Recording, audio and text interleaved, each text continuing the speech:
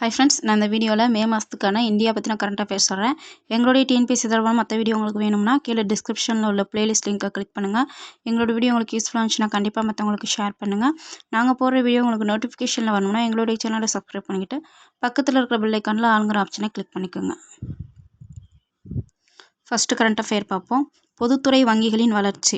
அதாவது பொதுத்துறை வங்கிகளுக்கிடையே அதிக வளர்ச்சி அடைந்ததாக மகாராஷ்டிரா வங்கியை சொல்லியிருக்காங்க.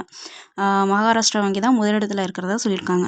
கடந்த நிதியாண்டில் மொத்த வணிகம் மற்றும் வைப்புத்தொகை வசூலின் அடிப்படையில் பொதுத்துறை வங்கிகளுக்கிடையே மகாராஷ்டிரா வங்கி அதிக வளர்ச்சி விகிதத்தை பதிவு செஞ்சுருக்கிறதா சொல்லியிருக்காங்க. பொதுத்துறை வங்கிகளுக்கிடையே அதிக வளர்ச்சி விகிதத்தை எந்த வங்கி அடைஞ்சிருக்க சொல்லியிருக்காங்கனாக்கா மகாராஷ்டிரா வங்கி முதலிடத்தில் இருக்கிறதா சொல்லியிருக்காங்க. அடுத்த கரண்ட் அஃபேர் பார்த்தோம்னா 2010க்கு அப்புறம் வழங்கப்பட்ட அனைத்து ஓபிசி சான்றிதழ்களும் ரத்து செய்யப்பட்டிருக்கு. எங்கன்னு பார்த்தோம்னா மேற்கு வங்காளத்தில், அதாவது கொல்கத்தா நீதிமன்றத்தில் தீர்ப்பு வழங்கியிருக்காங்க. இது விரிவாக பார்த்தோம்னாக்கா மேற்கு வங்கத்தில் பார்த்தோம்னாக்கா பிற்படுத்தப்பட்ட வகுப்பினர், அதாவது சேவைகள் மற்றும் பதவிகளில் காலியிடங்கள் இடஒதுக்கீடு சட்டம் 2012 கீழ் பார்த்தோம்னாக்கா 42 பிரிவினருக்கு இதர பிற்படுத்தப்பட்ட வகுப்பினராக சேர்த்துருக்காங்க பட்டியலில். அது இப்போ சட்ட விரோதமானதுன்னு அறிவிச்சிருக்காங்க. அதன்படி மார்ச் 5, 2010 மே 11, 2012 வரை அந்த 42 வகுப்புகளை பிற்படுத்தப்பட்ட வகுப்பினர்களால் வகைப்படுத்தும் மாநில அரசின் உத்தரவு சட்ட விரோதமானது அப்படின்னு சொல்லியிருக்காங்க. அடுத்து பார்த்தோம்னா அந்த 42 பிரிவினருக்கும் வழங்கப்பட்ட அந்த சான்றிதழ் ரத்து செய்யப்படுறதா சொல்லியிருப்பாங்க. அதனால் அந்த உத்தரவையும் அத்தகைய வகைப்பாட்டை பரிந்துரைக்கும் வருங்கால விளைவுகளை கருத்தில் கொண்டு 42 பிரிவினருக்கு வழங்கப்பட்ட இதர பிற்படுத்தப்பட்டோர் பிரிவினருக்கான சான்றிதழ்கள் ரத்து செய்யப்படுறதா கொல்கத்தா உயர்நீதிமன்றத்தில் சொல்லியிருக்காங்க.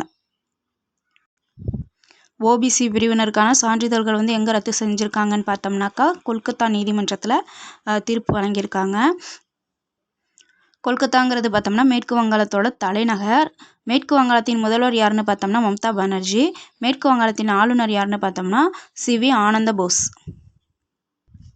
அடுத்த கரண்ட் அஃபேர் பார்த்தோம்னாக்கா அதிக சம்பளம் வாங்கும் தொழில்நுட்ப சிஇஓ பட்டியலில் நம்ம இந்தியாவை சேர்ந்த, அதாவது இந்திய வம்சாவளியை சேர்ந்த ஒருத்தவங்க வந்திருக்காங்க.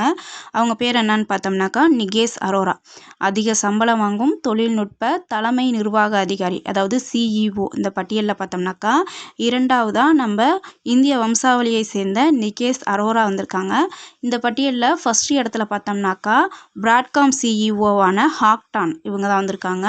இரண்டாவது இடத்துல தான் நம்ம இந்திய வம்சாவளியை சார்ந்த Palo Alto network CEO Nikesh Arora. அடுத்து மூன்றாவது இடத்துல பார்த்தோம்னா பிளாக் ஸ்டோன் குழுமம் சிஇஓ ஸ்டீஃபன் ஸ்வார்ட்ஸ்மேன். நான்காவது இடத்துல கிறிஸ்டோபர் வின்ஃப்ரே, இவங்க சார்ட்டர் கம்யூனிகேஷன் சிஇஓ. அடுத்து ஃபிஃப்த்தில் பார்த்தோம்னா ஃபிகோ சிஇஓ வில் லான்சிங். அடுத்து பார்த்தோம்னா விண்வெளிக்கு சுற்றுலா சென்ற முதல் இந்தியர் யாருன்னு பார்த்தோம்னா கோபிசந்த் தோட்டகுரா. விண்வெளிக்கு சுற்றுலா சென்ற முதல் இந்தியர் யாருன்னு பார்த்தோம்னா கோபிசந்த் தோட்டகுரா. இது பார்த்தோம்னாக்கா உலக பணக்காரர்கள் ஒருவரான அமேசான் நிறுவனத்தின் நிறுவனரான ஜெஃப் பெசோஸ் இருக்காங்கள்ல, அவங்க ப்ளூ ஆரிஜின்ங்கிற ஒரு விண்வெளி சுற்றுலா நிறுவனத்தை 2000 ஆரம்பித்தாங்க. இந்த நிறுவனம் பார்த்தோம்னாக்கா அமெரிக்க விண்வெளி ஆராய்ச்சியாளரான ஆலன் ஷெப்பர்ட் அவங்க பேரில் தான் ஒரு பிரத்யேகமான விண்வெளி சுற்றுலா ராக்கெட்டை வடிவமைச்சது. எந்த பேர்லன்னு பார்த்தோம்னா நியூ ஷெப்பர்ட்ங்கிற ஒரு பிரத்யேக விண்வெளி சுற்றுலா ராக்கெட்டை தான் வடிவமைச்சிச்சு. இந்த ராக்கெட் மேம்படுத்தப்பட்டு நியூ ஷெப்பர்ட் NS-22ங்கிற ராக்கெட் விண்வெளி சுற்றுலாக்கு தயாராகி 6 பேர் கொண்ட குழுவுடன் விண்ணில் பறந்தது. அதில் ஒருத்தவங்க தான் நம்ம இந்தியாவை சேர்ந்த கோபிசந்த் தோட்டகுரா. விண்வெளிக்கு சுற்றுலா சென்ற முதல் இந்தியர் யாருன்னு பார்த்தோம்னா கோபிசந்த் தோட்டகுரா. அடுத்த கரண்ட் அஃபேர் பார்த்தோம்னா காம்யா கார்த்திகேயன். இவங்க யாருன்னு பார்த்தோம்னா உலகின் மிக உயரமான எவரெஸ்ட் சிகரத்தை இளம் வயதில் ஏறிய இந்திய வீரன்கிற பெருமையை இவங்க அடைஞ்சிருக்காங்க. இவங்களுக்கு வயது பார்த்தோம்னா 16 வயது. காம்யா கார்த்திகேயன்கிறவங்க உலகின் மிக உயரமான எவரெஸ்ட் சிகரத்தை இளம் வயதில் ஏறிய இந்திய வீரருங்கிற பெருமையை இவங்க அடைஞ்சிருக்காங்க. அடுத்த கரண்ட் அஃபேர் பார்த்தோம்னா இந்தியாவின் ரூபே சேவை மாலத்தீவில் அறிமுகம் செய்கிறாங்க. இந்தியாவின் ரூபே சேவை மாலத்தீவில் அறிமுகம் செய்யப்படுறதா அந்த நாட்டு பொருளாதார வளர்ச்சி அமைச்சர் தெரிவிச்சிருக்காங்க. அடுத்த கரண்ட் அஃபேர் பார்த்தோம்னா கருந்துளையிலிருந்து எக்ஸ் கதிர்கள் வெளியேற்றம். அதாவது விண்வெளியின் கருந்துளையிலிருந்து அதிக ஆற்றலுடன் கூடிய எக்ஸ் கதிர்கள் சீரற்ற நிலையில் வெளியேறதா இஸ்ரோவின் ஆஸ்ட்ரோசாட் விண்கலம் கண்டறிஞ்சிருந்திருக்கு. இந்த ஆஸ்ட்ரோசாட் விண்கலத்தை பற்றி பார்ப்போம். இந்திய விண்வெளி ஆராய்ச்சி நிறுவனம் இஸ்ரோ சார்பில் வானியல் ஆய்வுக்காக தயாரிக்கப்பட்டதான் இந்த ஆஸ்ட்ரோசாட். இந்த ஆஸ்ட்ரோசாட் செயற்கைக்கோள் PSLV C-30 ராக்கெட் மூலம் 2015 செப்டம்பர் 28 விண்ணில் செலுத்தப்பட்டது. ஸ்ரீஹரிகோட்டாவிலேருந்து விண்ணில் செலுத்தப்பட்டது.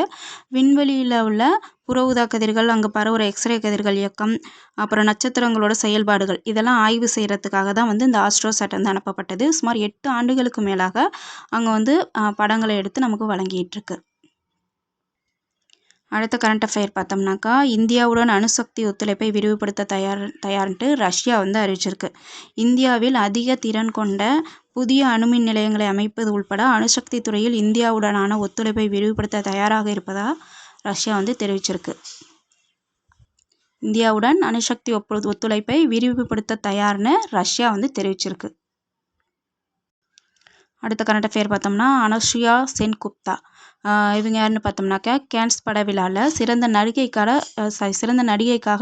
விருது பெற்றிருக்காங்க. இவங்க நம்ம இந்தியர். கேன்ஸ் பட விழாவில் சிறந்த நடிகைக்காக விருது பெற்ற முதல் இந்தியர் தான் அனுசுயா சென்குப்தா. இவங்க கொல்கத்தாவை சேர்ந்தவங்க.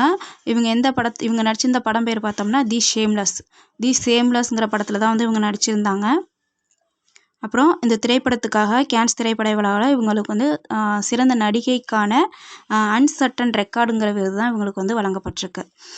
இந்த தி ஷேம்லெஸ்ங்கிற படத்தை பல்கேரிய திரைப்பட தயாரிப்பாளரான கான்ஸ்டாண்டின் போஜனோவ் இவங்க தான் இயக்கியிருக்காங்க. இவங்க இந்த அனுசுயா குப்தா தான் முதல் இந்தியர், இந்த விருதை பெற முதல் இந்தியர். கேன்ஸ் விழாவில் சிறந்த நடிகைக்காக விருது பெற முதல் இந்தியர். அடுத்த கரண்ட் அஃபேர் பார்த்தோம்னா வெப்ப அலை காரணமாக மகாராஷ்டிராவில் 144 தடை உத்தரவு போட்டிருக்காங்க. 144 போட்டிருக்காங்க. எங்கன்னு பார்த்தோம்னா மகாராஷ்டிராவில் அகோலா நகரில். மகாராஷ்டிராவின் அகோலா நகரில் 45 டிகிரி செல்சியஸ் வெப்பம் அங்கே பதிவானதுனால அங்கே 144 தடை போட்டிருந்துருக்காங்க. மகாராஷ்டிராவின் அகோலா நகரில். மகாராஷ்டிராவின் தலைநகர் பார்த்தோம்னா மும்பை. மகாராஷ்டிராவின் முதல்வர் ஏக்நாத் சிண்டே. ஆளுநர் ரமேஷ் பைஸ். இதில் ரொம்ப முக்கியமானது என்ன கன்ஃபர்ம் பார்த்தோம்னா இந்த கேன்ஸ் பட விழாவில் சிறந்த நடிகைக்கான விருது பெற்றவங்க தான் அனுசுயா குப்தா.